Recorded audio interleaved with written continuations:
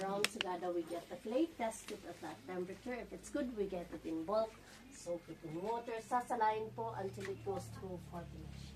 Pag lumabas doon, it's very watery. We have to deep dry for 3 to 4 months. We age it for at least 3 weeks bago ganito ang itsura niya.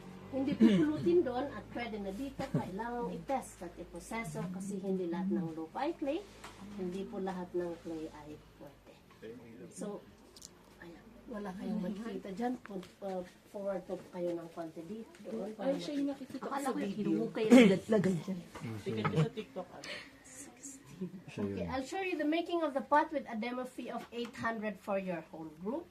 Tapos kayo 200. If somebody wants to try, it's paid individually at 100 per head. First, I have to center. In order to center, you need the speed of the wheel and the pressure from the hands.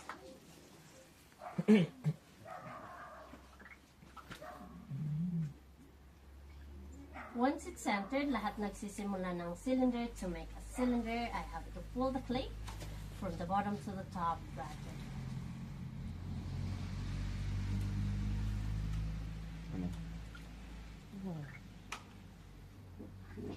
Kailangan ng halong simple lang kayo I'm pulling the clay with both pressure from my left and right, going with the speed of the wheel to maintain the centerness.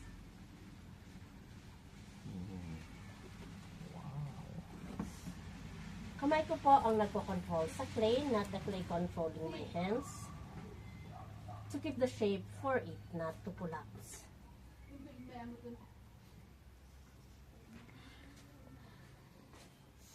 This is a very basic shape from here.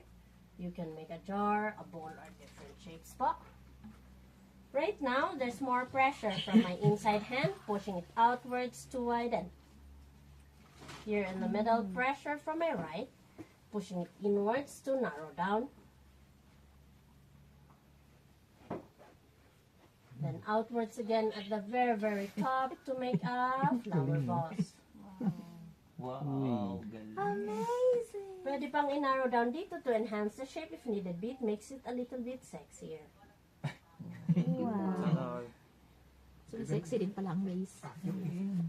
Sinong gustong maging sexy dyan? Ipaikot natin dito, baka pwede sa tao. Kaya po ba ng bigat ko yan? Napaikot naman po ako pero di naman ako. Pwede maging pichel, paglagyan ng nguso na ganyan.